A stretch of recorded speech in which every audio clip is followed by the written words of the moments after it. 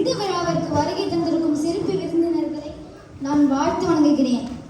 இந்நிகழ்ச்சியை கண்டு கலைக்கு வந்த அனைவருக்கும் என் இனிய மாலை வணக்கங்கள். தலைப்பு பார்த்தீங்கன்னா எல்லாம் இந்த காலத்துக்கு ஏற்ற மாதிரி தாங்க. சமூக ஊடகங்கள் நம்மளுக்கு சௌகரியமே சங்கடமே அப்படின்னு வச்சிருக்காங்க. தினமும் காலையில் எழுந்திரிச்சதும் கடவுள் ஃபோட்டோ பார்க்குறோமோ இல்லையோ இந்த மொபைல் ஃபோன் தாங்க பார்க்குறோம். அதில் நல்ல கருத்துக்களை கொண்ட உற்சாகமாக ஒரு 4 வரி படித்தா நாளே புத்துணர்ச்சியோடு தொடங்கும்.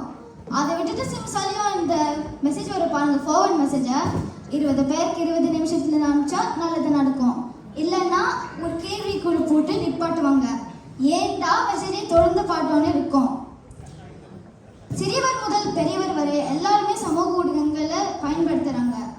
இப்படி வயது வரம்பின்றி ஆட்சி செய்கிற இந்த சோஷியல் மீடியாவால் சௌகரியமே தானே பேச வராங்க பார்த்தின், தேவர்ஜுன் மற்றும் ஆகர்ஷனா. அப்படியெல்லாம் இல்லைங்க. சோஷியல் மீடியாவால் சங்கடமே தானே பேச வராங்க சோமேஸ்வரன், ரோஹன் மற்றும் யாழிசை.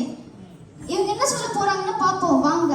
முதலாவது பேச வராங்க பார்த்தின்.